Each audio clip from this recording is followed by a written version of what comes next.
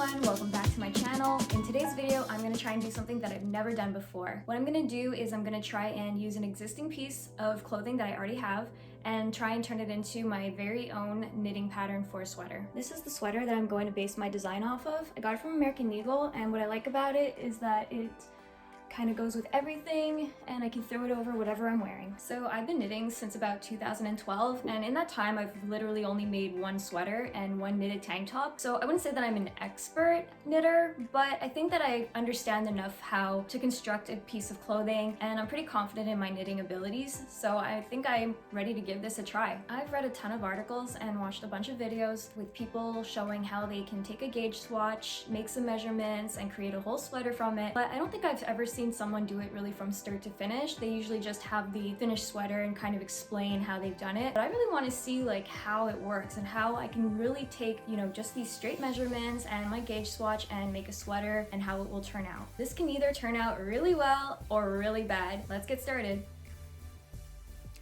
I want to make a really cute chunky cardigan that I keep seeing everywhere, like on Instagram and Pinterest. So what I'm going to do is start by making a sketch of my design. This is a basic drop shoulder sweater. Taking a look at how it's constructed, it seems like it's basically a rectangular body with some slight shaping around the shoulders and the back of the neck. This is seamed at the side and at the shoulder, which means that I can knit the front and the back in their own panels and seam them together at the end. The sleeves have a slight taper to them, and they have one seam on the inside of the arm. So if they were to open up, it'd look like kind of a triangle, and where the sleeves connect to the body has some shape, but it's almost straight right here. Using a tape measure, I'm going to measure the cardigan and add the measurements to my diagram. I want to measure the width from the two seams and add a little extra for seam allowance for when I have to seam the front and back pieces together. So the width of this piece is measuring 24 inches. So if I add a ½ inch of seam allowance on both sides, I want my measurement to be 25 across. So now I'm going to measure the height of my sweater, and I can see that it's 22 inches from the top of the shoulder to the bottom of the hem. And I'm going to add also another ½ inch seam allowance, so when I seam the shoulders that I keep this at 22 inches. And the hem is about 3 inches, so I'm going to take that into account and subtract the amount for the hem from the total height of the sweater. So for the front panels, because I'm leaving it open, I don't really need this front part for it to come in on itself. So I'm gonna just measure the distance between the shoulders and just before we add the band here. And this is about 8 inches. So we're gonna have the panel being 8 inches from the top right down to the bottom, and we're gonna have the same thing on the other side, so I won't have to measure that. Because there's a little bit of shaping on this armhole, I'm actually gonna take the opening measurement for the sleeve a little farther back. So the opening is about 9 inches, but I'm going to add another ½ inch for seam allowance. The measurement of the sleeve to the cuff is about 14 inches, and I'll also add another ½ inch seam allowance so that we can seam the edge here. And the cuff is about 3 inches, so the total length of the sleeve will be 17.5 inches. To know how long the sleeve top has to be, so I see that it's about 9 inches from top to bottom, so if I just multiply that by 2, we're at about 18, and then adding the seam allowance, I'm giving it to be about 20 inches across. It's going to go from 20 inches at the top of the sleeve to 10 inches at the bottom, so I'm going to have to come up with a decrease pattern so that this happens gradually. This is the yarn that I chose from lovecrafts.com. It's the Millomia super chunky wool in the color butternut. It was sold in a pack of 5 skeins, so this is all I've got to make my sweater, and I'm hoping that it's enough to knit this sweater and complete this project in one go, or else this might have to be a 2-part series. Before you get started, and I can't stress this enough, but you must make a gauge swatch so that you can use the measurements that you got from your sweater and turn it into an accurate stitch count so that you can actually knit your piece. This is your chance to get creative before you start your project. You can play around with different needle sizes that can work the best with the yarn that you chose, and then you'll get a really accurate feel of what kind of how the fabric is going to look and feel for your finished project. You don't have to just make a standard 4x4 swatch. You can actually use this time to play around with the different patterns that are going to be in your sweater and see how they look together. So in my swatch, I have some 1x1 ribbing and just plain stockinette stitch on top, because that's how I envision my sweater to look. And I also just played around with different needle sizes with the ribbing versus the stockinette stitch because I wanted a nice tight rib. So I went down to a size US 10 for the ribbing and all the way up to a size US 15 for the stockinette stitch. Also, if you don't like how your swatch is looking, you can just scrap it at this point, change needle size, change yarn, and you've done this all before you've committed to as much yarn as you need to make a sweater, which can be really expensive.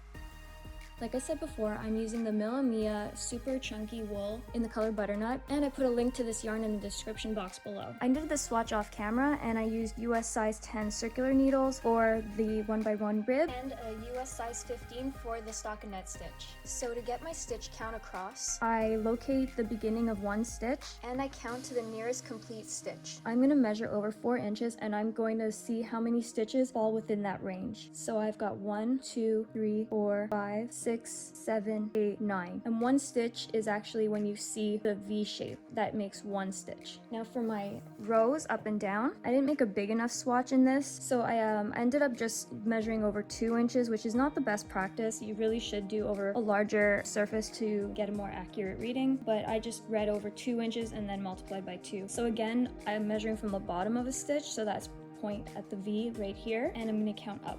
So I've got 1, 2, 3, 4, 5, 6, 7. So I've got 7 stitches over 2 inches. So if I multiply that by 2 to make it for 4 inches, that's about 14 rows of stitches in the vertical direction. For the 1x1 rib, I'm not too concerned about how many I'm casting on because I want the material to come in on the sleeves, and that's just gonna happen naturally with this kind of stitch pattern. But I do want to measure how many rows I'm gonna need so that I can get 3 inches of hem like I planned in my design. I was really bad when I was making this swatch. I was trying to save as much yarn as I could, and I just really wanted to get this detailing right. So I only have really 1 inch that I can work with to measure my stitch count. So I'm gonna measure from 1 inch, and I've got 1, 2, 3, 4 stitches. So for my hems that I want to be 3 inches, basically I'll have to knit 12 rows to reach 3 inches in 1x1 rib. Basically, we've collected 2 kinds of measurements. We have horizontal measurements and vertical measurements. The horizontal measurements that we took for the sweater were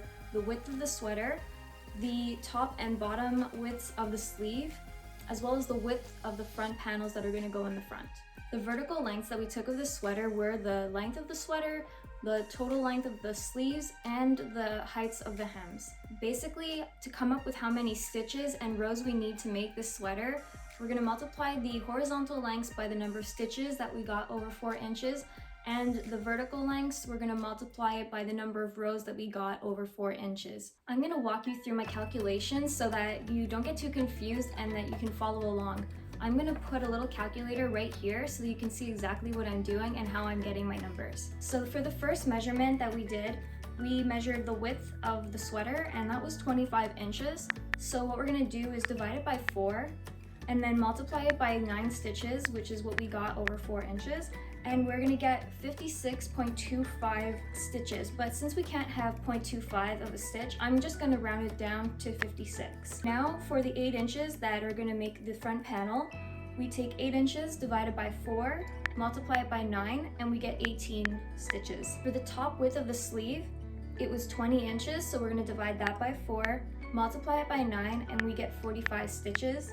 And then the bottom part of the sleeve, we have it at 10 inches, divided by 4 and multiply that by 9, and we get 22.5 stitches. So I'm just going to round that one down to 22. And later on in the video, I'm going to explain how we're going to go from 45 stitches to 22. We have to calculate how many decreases we're going to do over the length of the sleeve so that it decreases smoothly, but I'll get to that later. For the horizontal measurements, we're going to use the row counts that we calculated. So for our project, we calculated 14. So for the length of the sweater, we calculated that to be 19.5 inches. So I'm going to divide that by 4, multiply it by 14, and that gives us 68.25 rows. And again, I'm going to just round that down to 68 rows. And then for the length of the sleeve, we calculated that at 14.5. We're going to divide that by 4 and multiply it by 14 to get 52.75. And for this one, I'm just going to reduce that down to 52 because the math will end up working out a little bit better for me. So I've left out the length of the hem because that was done in a different stitch, so it has a different stitch count. I'm going to cast on the same amount in the 1x1 rib as I would if it was just the stockinette stitch, since this fabric has a tendency to cinch inward, and I've already kind of accounted for that. So what I'm really just focusing on is the row counts, and we calculated that in 1x1 rib, 1 inch equaled 4 rows, and since I want to have 3 inches for the hem lengths, I'm just going to multiply 3 times 4 to get 12 rows. So that's enough math for now. Now's the fun time. Time to cast on, and I can't wait. Let's do this. I cast on 56 stitches loosely using the long tail cast on with the size 10 US interchangeable circular needles. If you don't know how to do a long tail cast on, you can check out my other video where I show you how, and I'll link it for you at the top of the screen. Then I'm going to knit 12 rows of 1x1 rib. To make a 1x1 rib, all you have to do is alternate between knits and purls on the right side of your work, and then purl and knit on the wrong side of your work so that your knit and purl stitches are stacked on top of each other. Once I get to the end of 12 rows, I'm going to switch to size 15 US circular needles only on the side that's receiving the new stitches, since the stitches that are still on the size 10 needles will be too tight. Once all of the new stitches are on the size 15 needles, I can change out the size 10 one for the size 15.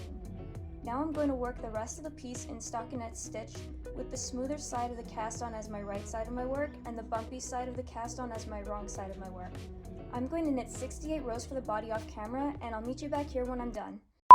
And I'm hoping that it's enough to knit this sweater and complete this project in one go, or else this might have to be a 2-part series. So basically I only had enough yarn to make the back panel of the sweater. This used up all 5 balls of yarn, if you can believe it. I had to order about 10 more skeins from Lovecrafts, and I had to use the UK location because it was all sold out in this color in both the US and Canadian stores. I'm not sure when my yarn will arrive, what with everything going on in the world right now, but when it does, I'll continue making the front panels and the arms in another part. I'm sad that I don't have a finished product for you today, but you can still use this video to follow along and start your own sweater today. Let me know in the comments below if you found this video helpful and if you'll be trying it out yourself. If you follow me on Instagram, you can tag me at Christina M Knits so you can show me how your projects are going. In next week's video, I'm going to show you how you can make a cable knit pillow cover to cover up any old pillow that you have lying around your house. I hope to see you soon. Bye!